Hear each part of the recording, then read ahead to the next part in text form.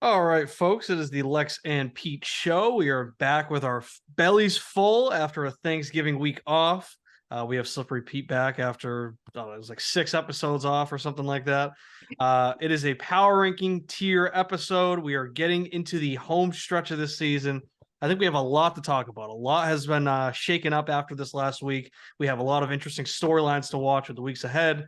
But first, as always, we'll start with a word from our sponsors. Sundog Multimedia. Sundog is an online communication and social media company. What started as a personal tool has since evolved into something much bigger, allowing users to communicate, research, and discover things that impact their lives and daily decisions. Sundog will collaborate with you to build and execute a modern yet nimble social media strategy by utilizing innovative and traditional media principles. Sundog is also a proud supporter of the Stop Soldier Suicide Foundation. You can follow them on Instagram at sundog_multimedia. That's Instagram at sundog_multimedia. Brains, brawn, and true professionalism. That's easy peasy moving and service. Muscle for hire, moving, assembly, errands, you name it, they will do it. Easy peasy is a multi-service team. If you need something, just ask.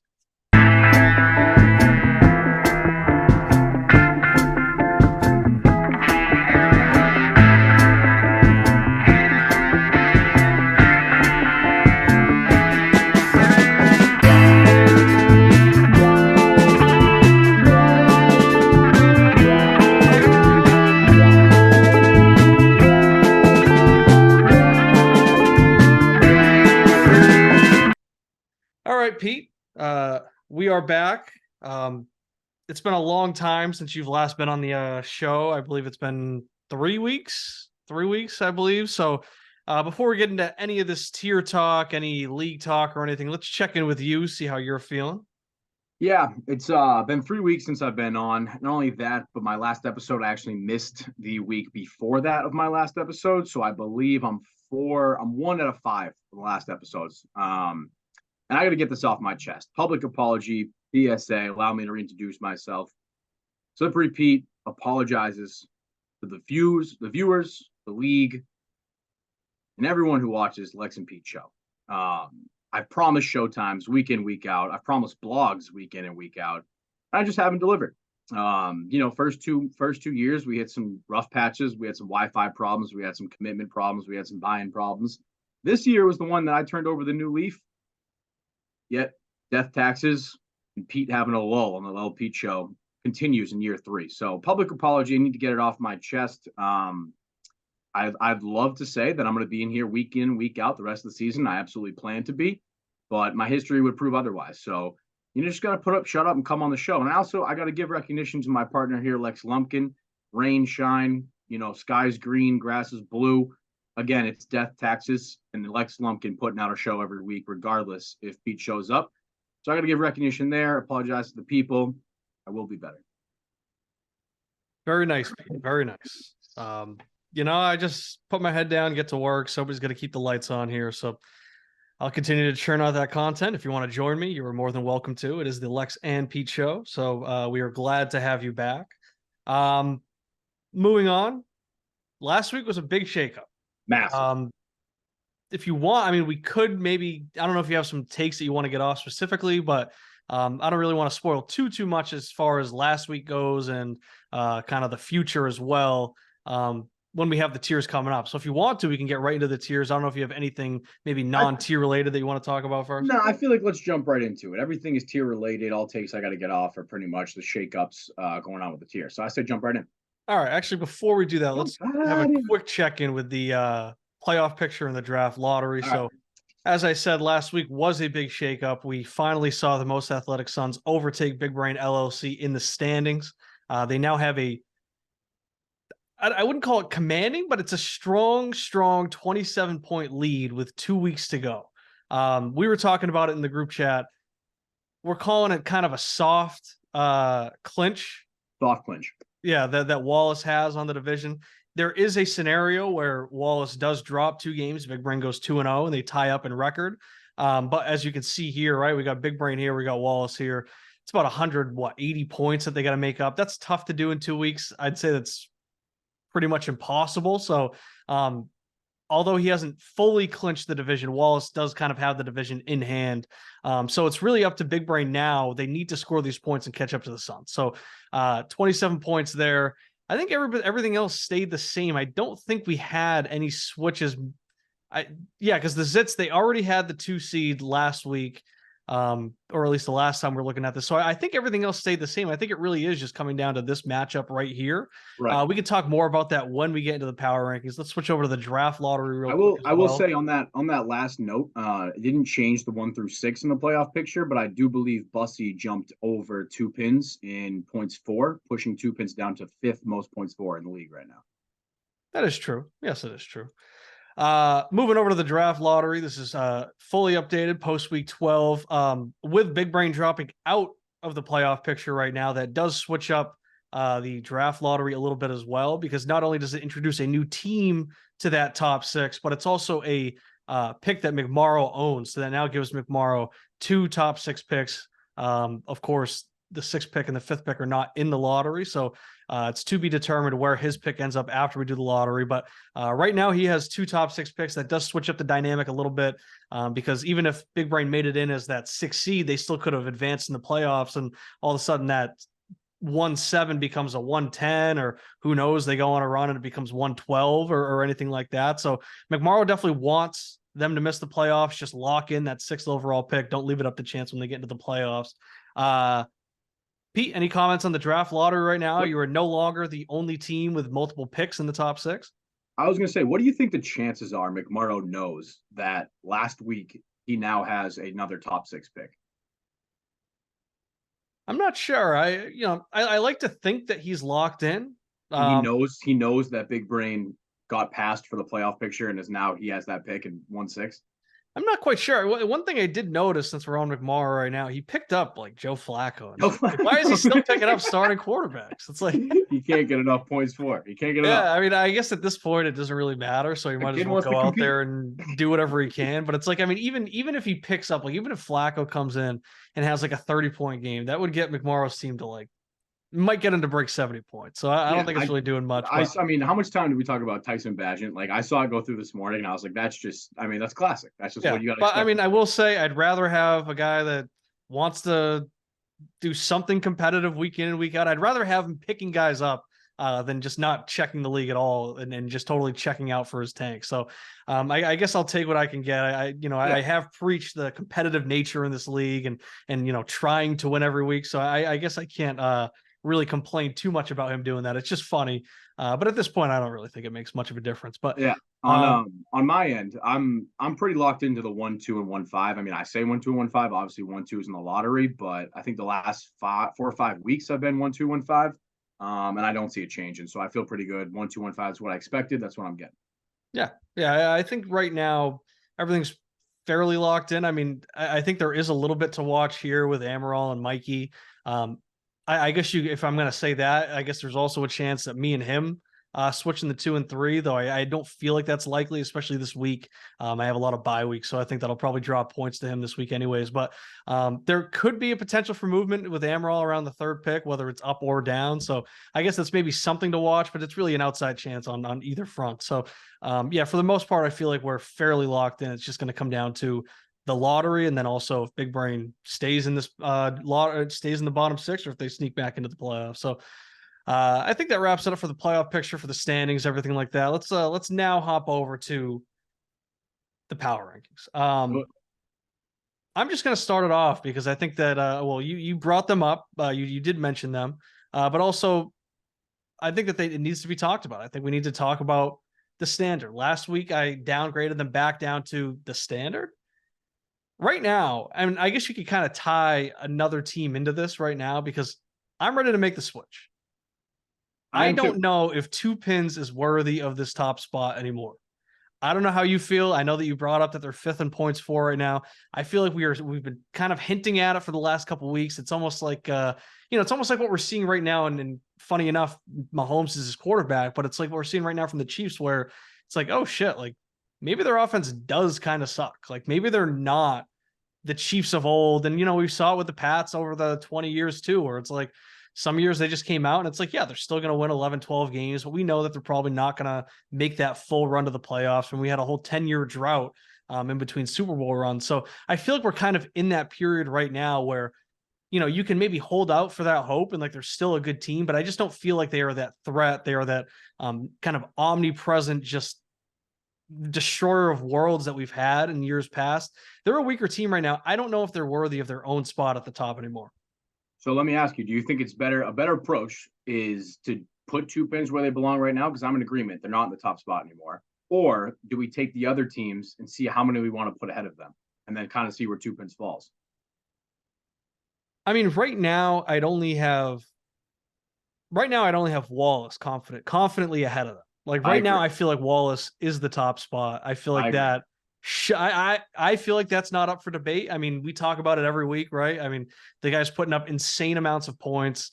And it's not like Two Pins is out here putting up like 80-point weeks. It's just that they're like kind of hovering around that 100 mark. They're not going off for the crazy weeks right now. I don't really know what's going on with that team. I haven't looked too deep into their starting lineups or anything like that. So I don't know if it's just like across the board. I know Diggs isn't playing too crazy right now, but yeah, right now I feel like Wallace needs to be at that top spot.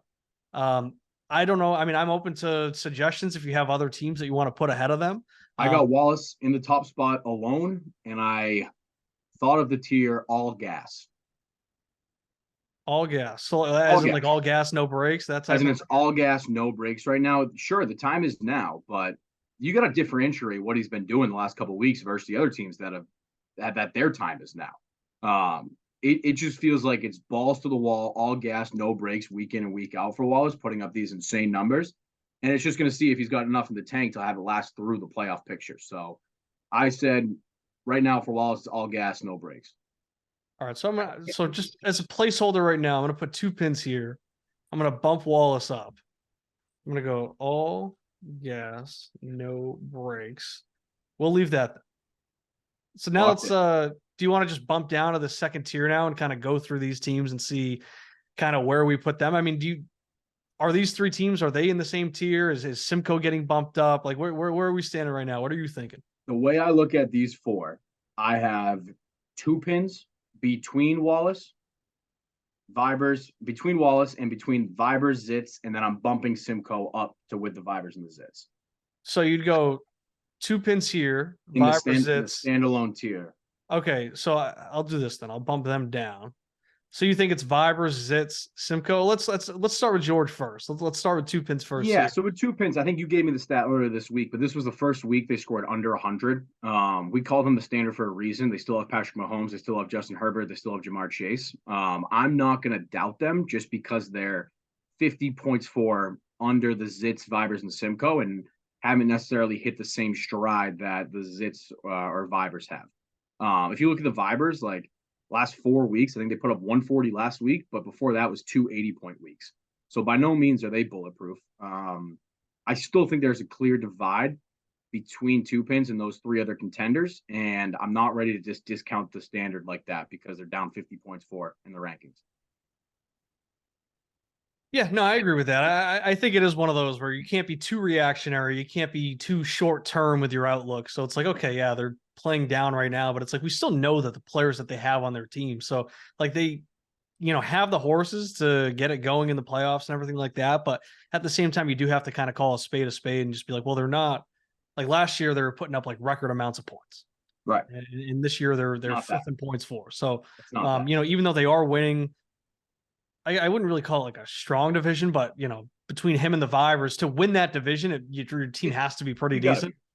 So yeah, I mean, you still have to give them that respect, and yeah, I'm not going to bump them all the way down to fifth just because that's where they're at in points for or anything. There is more to that. So, yeah, I mean, we'll see when it comes to the playoffs because, like I said, I don't know if it's just everyone's down across the board. I don't know if they've had bad luck with bye weeks or anything like that. So, when we're looking at the teams on paper and you're thinking, okay, we're in the playoffs, no more bye weeks. It's healthy, full strength lineups coming up right now. Then there's still a cut above. Yeah, exactly. So I'm not going to bump them down just yet. I mean, if they continue with this trend and we're doing the power rankings going into the playoffs, and they're still looking like this, then we're going to have a more serious conversation about that. But until then, until we see it, we'll still give them that respect. So what do you want to call them in this tier?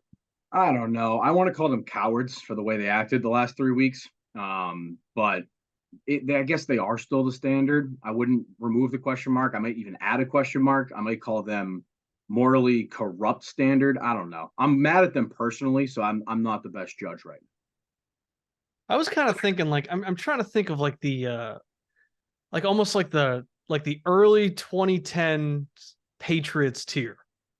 Like now. Okay. where we're just in the middle of like the Super Bowl drought. We're still putting up those 12-win seasons. Like that's just where I feel like they're at. Like I feel like they're still the good team, but like there's no reason to fear them, and it's going to take them like good scheduling luck, everything like that. I Like kind of you want to call them still something like that, like right, early like 2010s Patriots. the decade we expected the Patriots to be in the AFC. The season started at the AFC Championship. Their season Yeah, starts in the semis. that's where we'll go with it. That's I just like where it. they're at right now. They're still I a like very it. strong team. They're capable of doing it, but for some reason they're not getting it done. Maybe it's just that there's better teams in the league right now.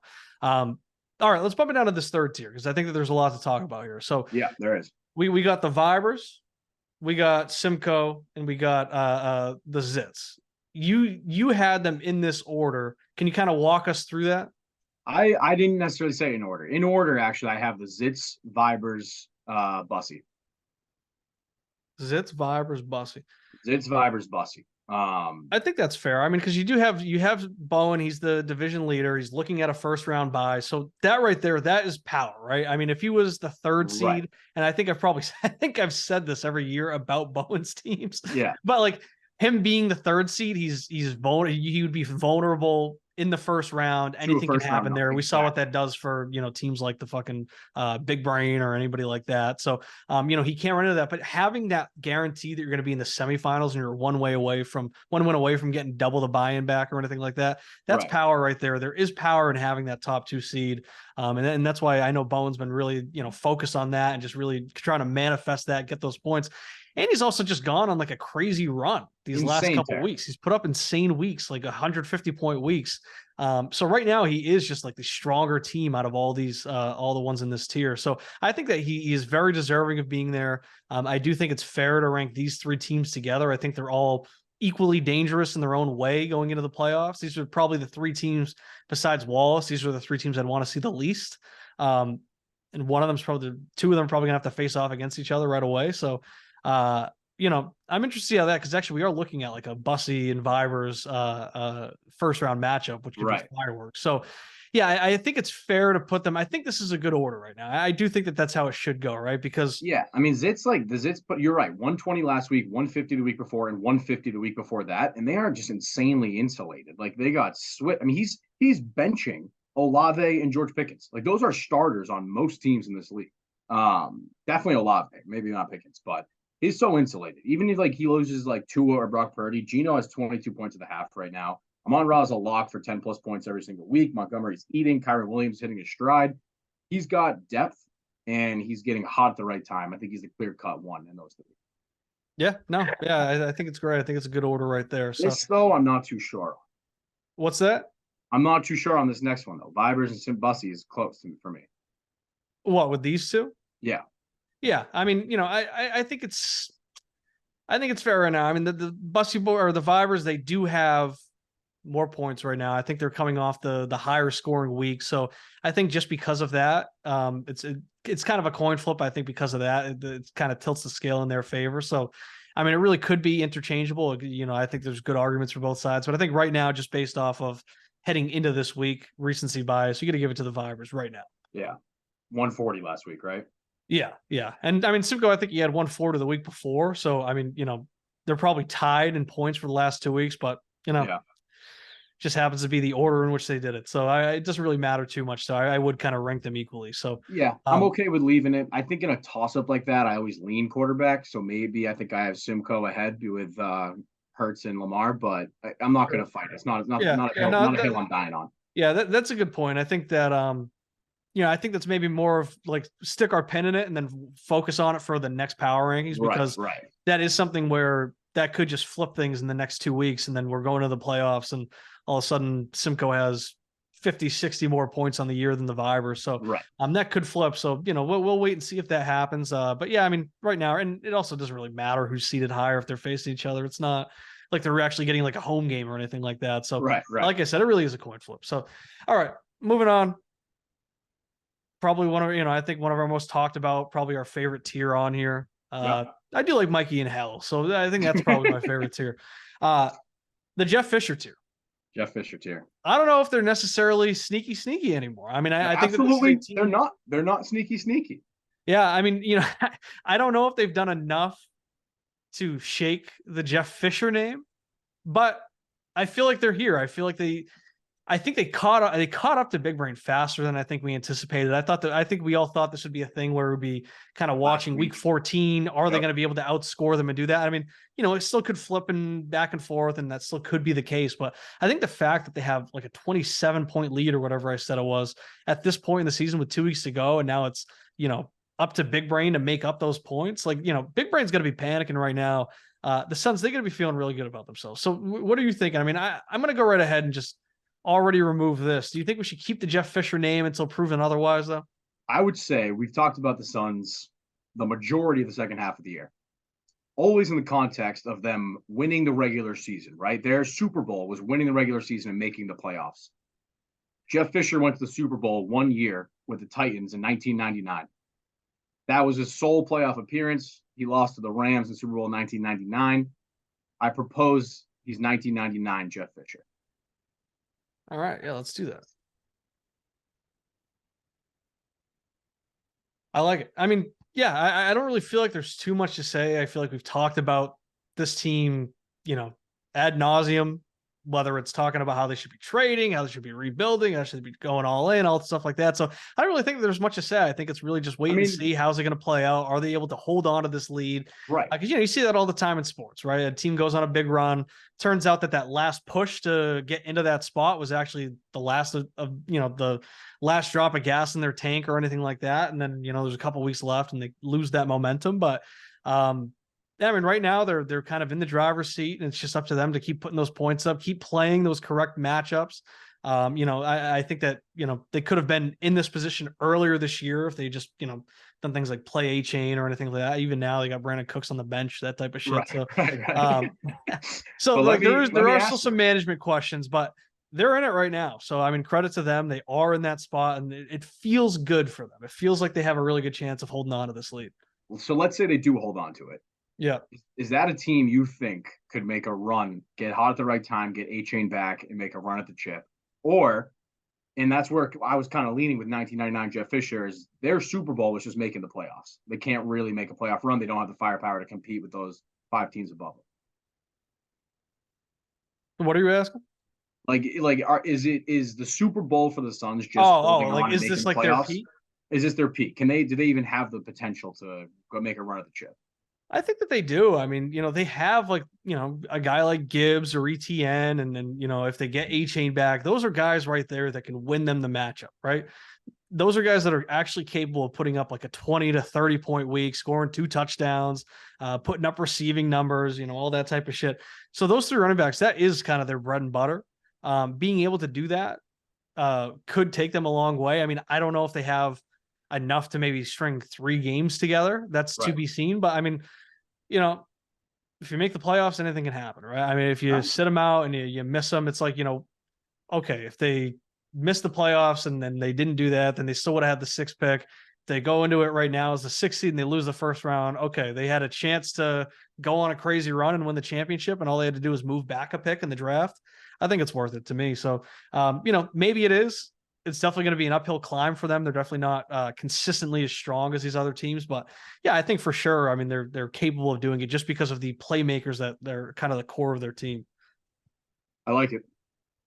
All right, this is a tier I actually wanted to get to. I almost forgot what I wanted to say about them, but I'm happy that it just clicked back into my memory. I'm changing the name of this tier. I said that we were changed. Here's where I'm at. And I'm going to need a spell check because I don't know if he spells it with 1 L or 2. We're giving him too much credit comparing him to Peyton Manning.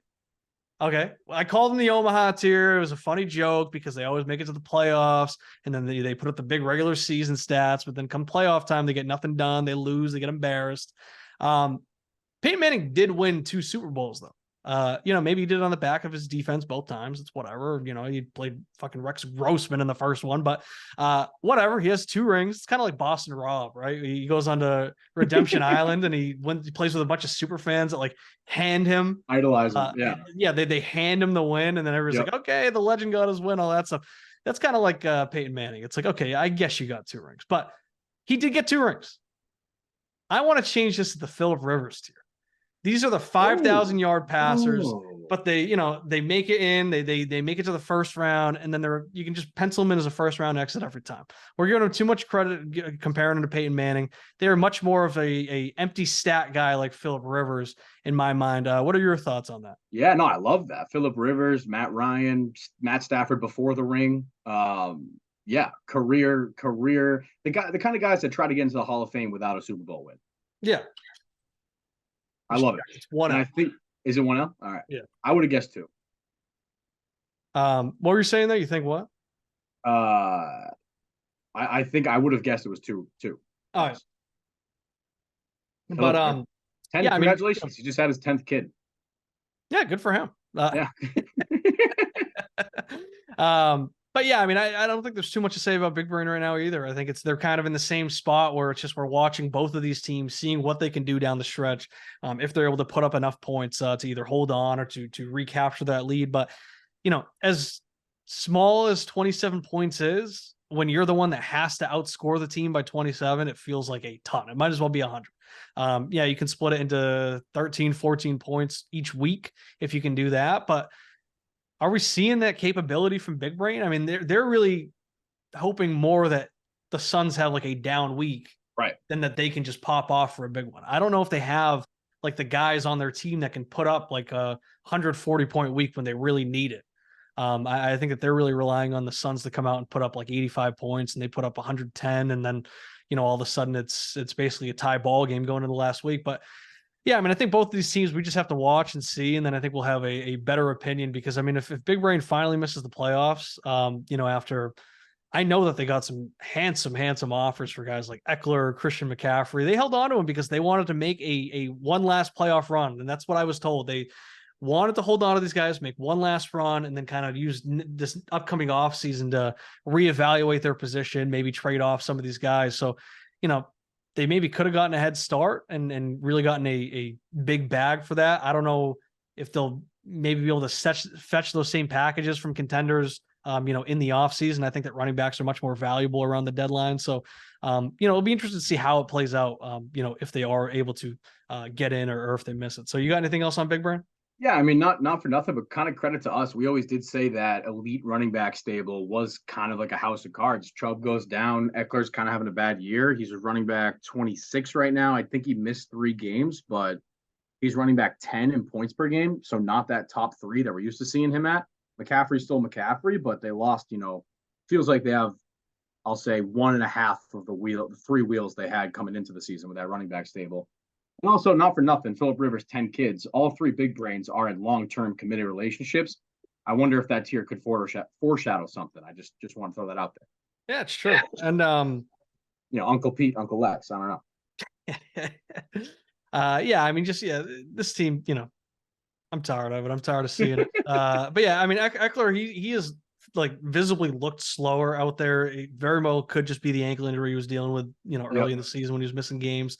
But his stats are down too. So, I mean, who knows if it's the beginning of the end, maybe he just needs to get to the offseason, rust up that leg and come back strong next year. But what ended up happening with his contract? Was he a free agent at the end of this year? Or did he get, I think it was a 1 year. I think it was a 1 year, or no, he get a franchise tag, I thought. It was something like that. I remember, he demanded a trade. It was all types of shit. Too old. He's too old to get franchise tagged. Yeah, I think he got a 1 year deal. I think he got a 1 year deal. Saquon got a 1 year deal. I don't know. I think so. Yeah. All right. Let's move down to your tier. The Vision. The Vision? Yeah, I don't remember why I put a question mark there. I remember I had something to say about it, but how are you feeling? What's the state of the union of the Slippery Pete's team? You got JSN going, you got CeeDee Lamb going tonight. One had a touchdown, one dropped one. How are you feeling? How's Slippery Pete feel? The vision was always end dated for 2024. We were supposed to finish the vision at the end of 2024. We're pretty much at the end of the season right now. So what I'm proposing my tier be renamed is the vision period, QB hell period. The reason I say so is because the vision is complete. I have Bijan, JT, two elite running backs with a 2 to 3 year window of their prime. I've got CD, elite wide receiver, top 3. Garrett Wilson gets Aaron Rodgers back next year. I found Puka diamond in the rough. Michael Pittman might be the most underappreciated wide receiver in the league. He's an elite, not elite, but like he's a wide receiver 1. Doesn't get credit for it. I feel like you only started appreciating him yeah, at the late. I feel like you were maybe. You kind of put me on. You kind of put me on to him. I still believe in Kyle Pitts. Atlanta Falcons most tight end points this year. Just target's got to go his way. Same old story. But I feel like the division is complete, except for the fact that Deshaun Watson can't stay healthy, and Bryce Young looks even worse than I expected him to this year. All year I preached like, hey, this year doesn't matter. This year doesn't matter. The coach sucks. The OC sucks. The line sucks. The weapons suck. The playbook sucks. Everything sucks. But we're talking like just basic dump offs and like everything outside the numbers. He's just missing. Like I've seen him been accurate, make good decisions over the middle of the field, but between the hash and the sideline, it's like not even close. Like maybe they're just not opening him up at all. But I'm no longer comfortable with saying I can just throw this year out, because the things that I thought he was good at, the qualities he genuinely had, which was decision making and arm talent, I just haven't seen. And what really sticks in the back of my head is every single draft class we see some QBs hit, some QBs don't. CJ Stroud hit, Anthony Richardson hit, even though he played 3 games. He was QB2 and QB4 in those two out of 3 games. Bryce Young looks like a QB that's not going to hit right now. Even Will Levis looks better than him. So it is the vision. The vision is the vision. Running back through tight end, I feel amazing.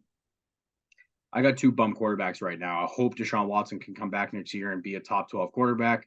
I have no problem about Deshaun's job security. That contract locks him for at least like 3 or 4 years, I think. And Bryce Young is going to have to start from the beginning. A lot of rookie QBs get the second-year bump when they got the same system, the same coach, the same OC. You see it over and over and over again. He's not going to get that. He's basically going to be a rookie all over again in terms of like playbook and the coaching staff. So I think the vision period, QB hell period, sums up that very well. Yeah, I mean, outside of him just being injured and you not being able to use him in your lineup, I think what also sucks about Deshaun going down is that this was kind of supposed to be like the end of your evaluation period on him, right, as your kind of cornerstone, your like franchise QB for your dynasty team, right? And QB1. You don't get that now. That gets pushed off to next year, and then it's like, okay, well, is he going to come back, and is there going to be rust coming off of the injury from last year, and then is he, going to get back to that, and he does need more reps and all that stuff. So it does suck that you miss out on, a good month and a half of games that you could see and really make that decision and kind of figure out what types, do you need 1 QB or do you need 2 QBs? And you're not really going to have that answer until you see Deshaun play next year. So it does suck when it comes to kind of planning ahead and all that stuff. Bryce Young, he was a guy I had my concerns about. I just looked at, he was just so small. And I said, it was like, I respect everything that he's done. I respect the talent, but he's so small. And, even him hitting that weight, at the combine, I sniffed that out too, where he was just putting the weight on. And, that's why he didn't want to participate in the drills, because he knew his shoulders would be too tired. He'd be too heavy to run and, all that stuff. So it is concerning. We saw Trevor Lawrence still have a really bad rookie year with Urban Meyer, and then Doug Peterson comes in and kind of turns things around for him, even though Lawrence isn't looking as generational as we were promised or anything like that. But yeah, I mean, as you were saying, right, every draft class, there are some picks that hit, some quarterbacks that hit and some that don't. I think that, with hindsight, people kind of forget, there was a point in time where people really wanted Trey Lance and people really wanted Zach Wilson, right? Zach Wilson gets drafted with a new coach, Robert Saleh, all that shit. It's going to be great and everything. And, he ended up sucking and he's horrible. And he just, got a chance to come back when Aaron Rodgers went down, and then he just got benched for Tim Boyle, who threw for like 2,000 yards in his college career. It's awful. So, I mean, yeah, it's a crapshoot, and it can happen to anybody. We've kind of talked about it before too, right? We are now just starting to actually see busts come out of our rookie drafts, right? Because in, the first 1 or 2 years, it was too early to tell, but now we're able to kind of make that call on different guys like Lance and Wilson. So, it is scary. I think another thing I do worry about is the fact that, that David Tepper, he's like a moron, and that Panthers organization might just be a mess. And it's one of those like, okay, they just fired their last two coaches in the middle of their like first season. So it's like, do I want to take that job? It's like this team kind of stinks, and like I'm already gonna be working uphill anyways. Like it's not gonna be easy. And then, if I go 3-14 with this dog shit team, am I actually gonna be guaranteed a job next year? So I'm curious to see what type of head coaching interest they have, especially because Bryce Young hasn't looked like amazing, right? So it's not like, oh shit, I get to work with Peyton Manning or Trevor Lawrence or some shit like that. So I'm really hoping for Ben Johnson. They wanted him last year. He declined a second interview. They're going to go after him again this year, but it's a horrible organization. I'm really worried about it. And the thing with Watson, you said it too, is like he just gave me enough hope. The guy played 5 games this year, 5 games. He had 3 weeks where he was QB 10, QB 8, and QB 5. Like he was good when he was on the field. And then he had that second half versus Baltimore. Like he just gave me enough to hope, and to continue to count on him. So I don't know. It's QB hell. It's QB hell. Yeah, exactly. And I mean, you've kind of talked about it to me like over text too, where it's just like, it kind of affects, one thing or another, it kind of affects your draft strategy too, right? You got that second pick, you're looking at that 5th pick. Right now, it's like you almost have to go quarterback at 2. Yeah. I mean, Marvin Harrison was supposed to be the bow on top of the vision, but I haven't thought about Marvin in at least a couple of weeks. I mean, you kind of, you have Wilson, Lamb, Pittman, JSN, Puka. It's like, it's not really a position of need at all. Not at all. It's a luxury. And, I think that there will be, if you want to go wide receiver, you can definitely get a good receiver at that 5th pick anyways. Or, I mean, you could potentially go 2 QB, right? I mean, who's to say Jaden Daniels, Michael Penix. Exactly. Who's to say one of those guys, especially if Jaden Daniels creeps into that top 10, maybe Amaral takes him at 3 anyways. Maybe he's not there for you, but I mean, at least you have the opportunity to maybe move up or anything like that. Right. So yeah, I mean, it comes down to, do you have 1 quarterback? Do you have 2? Do you have any? Anything like that. So interesting to see. But yeah, I mean, I agree with you. I feel like the rest of your roster is pretty filled out. You can definitely use some running back depth. I don't know if you'll have both JT and Bijan on the same bye week next year, but I'm sure that wasn't fun. So. If I do, I'll plan better this time. Yeah. All right. Moving down to me, the foundation. I don't really think there's too much to say about my team. I feel like it's kind of spoken for, and especially in this tier title here too. The foundation set. I feel good about how I'm playing. The fact that I'm getting around 100 points every week right now with Kyler Murray back has me excited to get Anthony Richardson back. I know I was shopping Anthony Richardson around like, at the deadline. I'm still going to shop at probably all 3 of my top quarterbacks. So Kyler, Anthony, and Levis as well, just to see what's out there. It's in my best interest to at least see what I can get out there. Maybe I can get a massive, package pause and and get something though that can like fill out my whole roster and really give me an actual championship push now. We'll see, but right now I'm excited at the thought of just adding Anthony Richardson to my current starting lineup, hoping that the rest of my guys just continue to grow and take that step up. I know I was looking at receivers around the deadline and maybe fill out that lineup, but at the same time, I was looking at it and like, I do trust guys like Watson and Moore and Josh Palmer and even Jalen Hyatt, maybe starting to break out a little bit on the Giants right now, but I trust those guys that are kind of my depth pieces as well as, my depth at running back right now with Keaton Mitchell coming on as well as Charbonnet and James Cook. So that gives me a flex-worthy running back every week as well. So I trust my team to just continue to develop. I'm comfortable with where I'm at. I do like having Mikey's 2nd round pick. I feel like I can grab a good, hopefully a good running back. I think there should be a lot of running backs at that point in the draft. So that would be helpful as well. But yeah, I feel like the foundation's set. I don't think there's too much to say.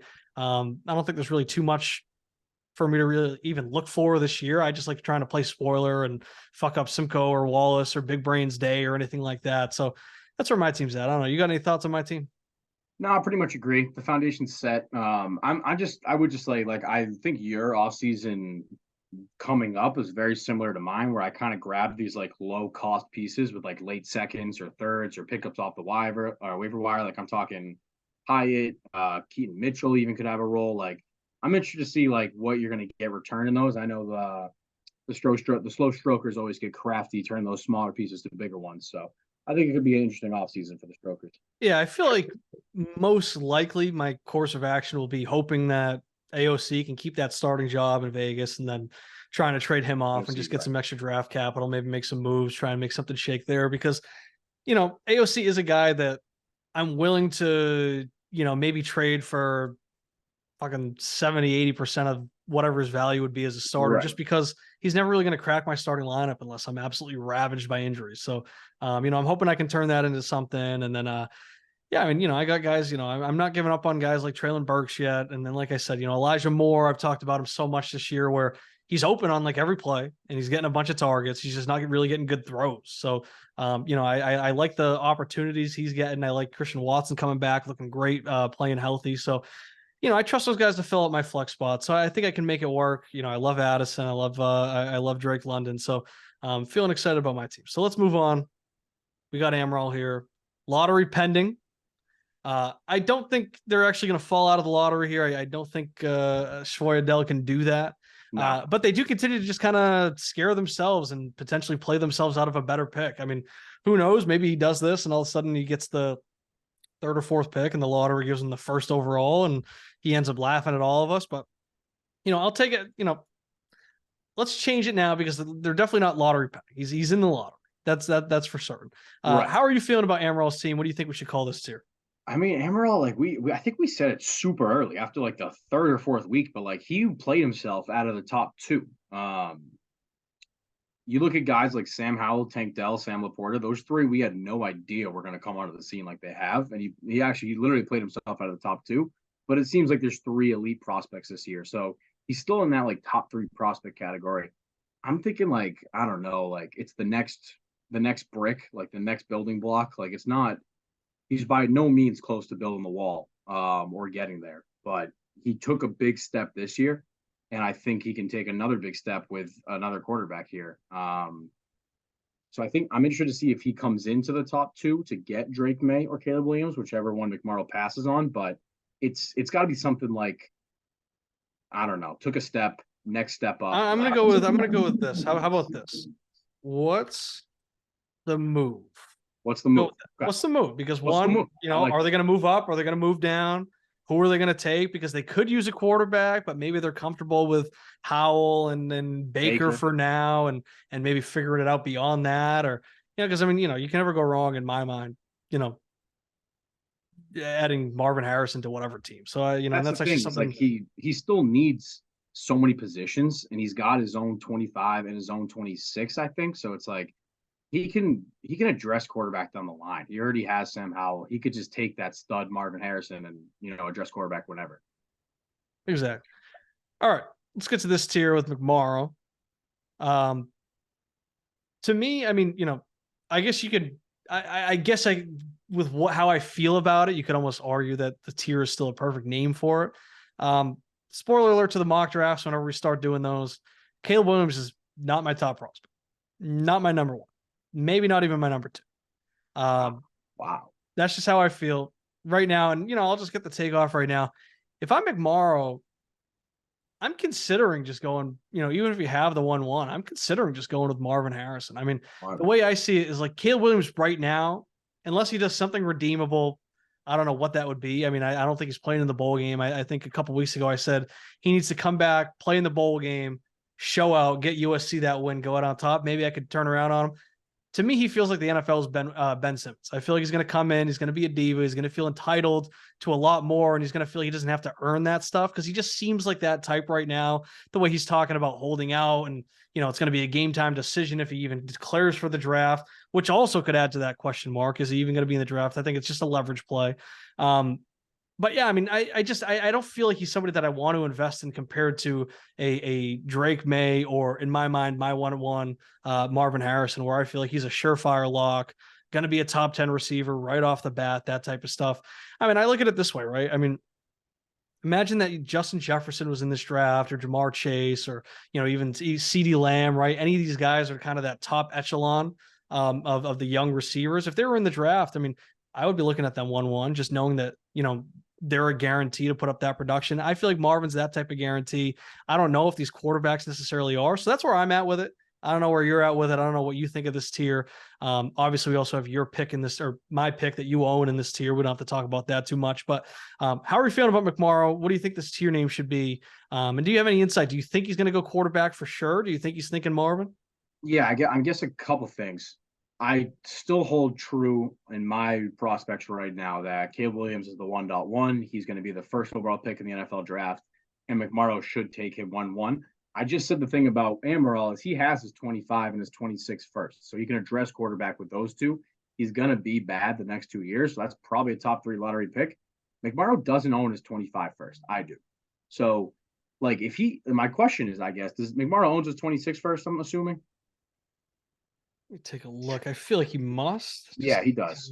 Yeah, he does. And sure, he has, like, in 25, he has two pins, Vibers, Mikey, and your first round pick. So sure, maybe he gets him 2 in the top 6 again, or 1, who knows? But I feel like if McMorrow doesn't take a QB now, he's not going to be able to take one again until 2026. And that just puts this rebuild, 2 or 3 years longer than it might have to be. So I think that's the opposite. I think Amaral can address QB next year, or in 2026, already having Howell, who I like, and I lost that trade, by the way. But with McMorrow only having Daniel Jones, I feel like he does have to address quarterback here. Whether it's Caleb Williams or Drake May, that's going to be up to him. I think we'll both go down that road when we get to prospects, but I don't think he can afford to take Marvin. Yeah, I mean, to me, it's just more of like, what do you feel like is a sure thing? And I feel like when you're that bad, you just got to go best player available. I mean, which is probably Marvin. We just came off of talking about Bryce Young, right? And I mean, right. Everything you just said about, he's going to be the 1-1. He's the best prospect in the draft. He's going to be the 1-1. If you have the first overall pick, you got to take him. That's exactly what happened with Bryce Young there, right? And I feel like you kind of got take locked by your love for him early on. You felt like you couldn't abandon that. And, I can't blame you either. I mean, it's kind of the FOMO thing. Like if you are hyping up Bryce Young for a full year and then you turn on him for CJ Stroud and then he sucks and then Bryce Young's taken off, then you'd be losing sleep every night. Right. So like there is that, but yeah, I mean, I just feel like when you're that bad of a team and you can grab onto that. And like I said, personally, Caleb Williams is not a guy I want to invest in right now. It's not even that I'm doubting his talent. It's more just, Ben, like I said, he's the Ben Simmons where, of course he's like uber talented, but can you trust that he's actually going to be, engaged in this fucking game and wanting to play and not holding out when he's, on like year fucking 3, because he wants to get equity or more equity or whatever the hell he wants with that. It's just like the demands just seem kind of crazy. I know that his dad is like really involved in the process too. Can't be trusting guys that have their dad so involved. That's just dangerous. And also, I just think Caleb Williams is a little bit overrated as a prospect anyways. I mean, people were starting to call him generational. People call everybody generational these days. Yeah, every top prospect every year is generational. I don't think people understand what a generation is. But yeah, I mean, I think that it is closer between the 1 and the 2 when it comes to, guys like that. And that could also come down to landing spot as well. But, who knows? I mean, maybe Caleb Williams makes a power play and pulls an Eli Manning, forces his way to the Vikings or something so he could play with Jordan Addison again. Who knows? But I could be projecting too. Like QB play keeps you out of the playoffs in this league, and I'm the prime example of it. I think like I've got a great roster running back through tight end. I just said it. But QB plays keep me out of contention, so maybe I'm projecting. No, I feel that. Yeah, and it's just one of those things too. It's like, like I do agree with you that it's like, McMorrow, he doesn't have, this is like his only chance at that top pick right now. Right. And that's kind of how I feel about the Pats too, right? It's like, okay, we'll probably be in a position to take Marvin Harrison, but it's like, hopefully you only have a top 3 pick like once and then never again. Never again, exactly. Yeah. So it's like, and more so in the NFL too, right? It's like you have the chance at your franchise quarterback. We saw what happens when you don't quite do it and you got to pick Mac Jones at 15 and, maybe he's not that guy. Because even when Mac Jones was playing hot as like a rookie, we all knew that he was never going to be like fucking Joe Burrow or Pat Mahomes or something. Like we always knew that he was going to be like a Kirk Cousins type ceiling, exactly. Anything like that. So it's like, when you have that opportunity, you got to take that. But yeah, I mean, we'll see. I think for him, he's so far away from being a competitor that he might as well just go best player available when you have a chance to get a guy like Marvin Harrison, who, I mean, we've seen what type of packages guys like JSN and then CD Lamb can fetch and that type of shit. Ironically, you're the one that traded for both of them, but Yep. but it's like, I mean, regardless, it's like if you can he drafts Marvin Harrison and then 2 years down the road, his team's still dog shit, and it's like it's literally the car in the garage. You got Maserati Marv on that dog shit team, right? It's like, Maserati, but it's like, okay, then you can just trade him for like 3 firsts and then maybe get another good rookie receiver or something like that out of it. So I think that where he's at right now, just take best player available, hope that you can hit on your other picks and fill it out around there. And then, if you don't have to, it's kind of like just like investing in a card when you're poor and then like, oh shit, it's like you're selling the PlayStation when you need to make rent or something like that. So, yeah, I mean, it'll be interesting to see. I'm excited to get into the draft talk. In these, I was gonna say that's weeks. a debate we're gonna have for the next 7 months. Exactly. So, all right, let's move on to our last tier. Has Mikey Bowen made his way out of hell yet? No, God, no, not even close. Not even close. Let's see. Let me pull up his lineup right now. I gotta say. I mean, it's. I will say, I mean, he made the move for Rachaad White. He made some competitive moves. He was trying to get what's his name, Mark Andrews at the deadline. I guess he's probably happy that he didn't, right? All right, Rachaad White, Najee Harris, Chris Godwin, T. Higgins, Higbee. Yeah, this man is still in hell, I fear. Starting 3 tight ends. Right? I mean, like he's starting 3 tight ends when his best tight end is on the bye.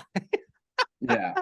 The thing with Mikey is I feel like he just gets so locked into his studs. Like he's just like, I feel like he doesn't even look at his roster. He just looks at like Zay Flowers highlights or something. Yeah, and then he like reposts like a Zay Flowers highlight to his Instagram story or something like that. Yeah, like he might be, I don't know. It might sound crazy, but it might take moving a Burrow or a Jefferson to restart this lineup. I think he could do it quickly that way, or he could go the long way. But he just doesn't really have the picks to do the long way either. So I just don't know. Yeah, and that's kind of what I was talking about with McMorrow, right? It's like, say McMorrow does that, right? And he gets into this position where it's like, okay, shit, he's like too top heavy and he has 0 depth or anything like that.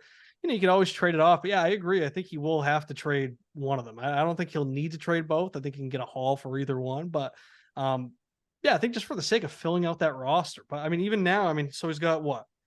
Justin Fields and then Burrow as his 2 quarterbacks because he traded Fields, Russ. Burrow, Najee, Rachaad White, Jefferson, Zay Flowers, Komet, a bunch of scraps for flex, and like it's just not a good roster. And 2 firsts, 24 and 25.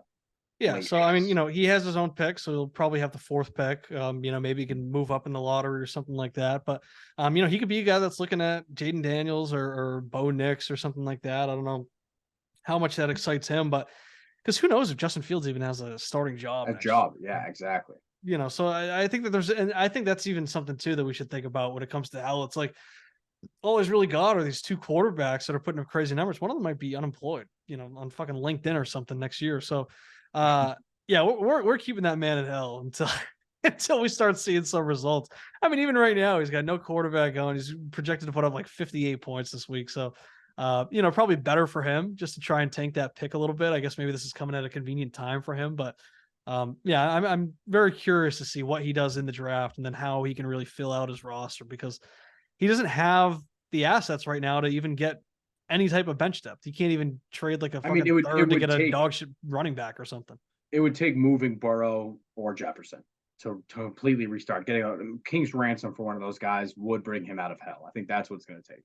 Yeah, because I think he's been so focused on trading T. Higgins for 2 firsts or getting like a 1st plus for Godwin, and people just don't really want to pay that price right now. I feel like everybody kind of understands how, maybe, you still going to pay up to get those top tier guys, but neither of these guys are that. T. Higgins, Chris Godwin, those are guys that they are wide receiver 2s. Maybe they can flash and put up a wide receiver 10 season or something like that, but they're going to be in that 12 to call it 30 range every year.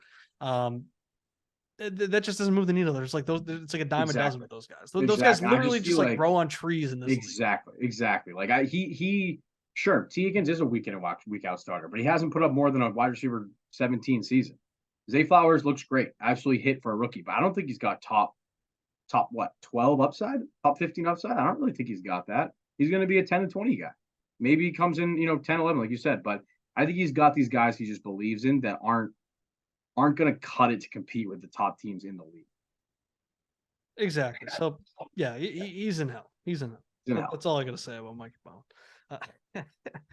All right. All right. I'll close this out. I'll stop sharing for now. I'll get some closing words. And you got any takes you want to get off? Any closing statements you want to make before we sign off for this week? No, that feels good to me. Shout out Tommy DeVito beating the Pats. I'm team Marvin in the first and a quarterback in the second round for the Pats. I'd love to see Marvin and Jaden Daniels, but that's pretty much all in my mind right now. Yeah, I was actually talking about this with Talon because I think it was the PFF mock draft or something that had us getting exactly that. Yep. And I feel like Jaden Daniels, there's no chances there next in the draft. In the second round. Yeah, I mean, I've already seen him. I've just kind of peeked around, just checked out some different drafts, mainly just to see the draft order and get a feel for who's going to be where or anything like that. But yeah, I've seen him, in the early second round, all the way up to going to the Bucks at like the 7th overall pick or anything like that. So I feel like he's got a lot of hype. And the difference I feel like between him and then these other guys, because Jaden Daniels I don't know if he's a 5th-year guy, but he's older. He's at the same age as Nix and Penix. But I think the difference with him is that he's actually just like a late bloomer. Like he was very skinny at Arizona State. He came over, he put on a lot of muscle. I think I already put on like 20 pounds of weight or something like that. While at LSU, and he's also gotten like bigger, faster, and stronger. So I think that he's more of a late bloomer. So I think that he'll get more love in the draft process than a guy like Nix or a guy like Penix, who's really kind of sliding way down the ranks. He looks like shit. He has the injury concerns. He is old. Kind of just like a goofy looking lefty too. Tua just like throws like a normal person. Like Penix is like goofy out there with it. So it looks strange. So I don't know if Penix is really a guy that I'm too interested in dynasty wise. We'll see. I mean, I do think Washington can pull off the upset this week. But yeah, I mean, it'll be interesting to see, what types of guys are there. I'm kind of in favor of the Pats. You just got to go quarterback, grab Drake May. There's going to be good receivers early in the second. True. And, even early in the third. So if we don't want to go receiver in the second, I would like to see us just go receiver in the second. I don't want to do any more of this 3rd round, 4th round bullshit. That's how we end up. I mean, Tyquan Thornton is a second rounder, but that's still a bullshit pick. I hated that. I just want to get studs. And the way I see it, right, I said my 3-point plan, though, draft Drake May, sign Gabe Davis, trade for Deontay Johnson. And then we got Pop. After Gabe Davis, we got like 50 million cap space left. Spend it on the offense. Just do that. Douglas. Yeah. I'm with it. All right. We'll be back next week. I don't know. What do you think? You want to start doing mock drafts? Should we maybe get into maybe not a mock draft, maybe like a little bit of a big board, just get the conversation flowing. I think Amaral wants to come on for some prospect talk. So yeah, let's do that. Let's have Amaral on next week if he can make it. And then we go playoffs. Just do like some big board talk. Yeah, I like it. Yeah. All right. That's the week 13 episode. We'll be back next week. As I said, we got Tyler Amaral coming on. We'll be talking the draft. We'll be getting ready for that season. Then the week after that will be the final power ranking tiers of the regular season as we head into the playoffs. So very excited to see how these last 2 weeks play out. DK Metcalf just scored, I believe, his 3rd touchdown of the game. So he's putting up a big number for Simcoe, as we were talking about him moving up in those seedings. So a lot to watch, a lot to keep an eye on. We will see you guys next week.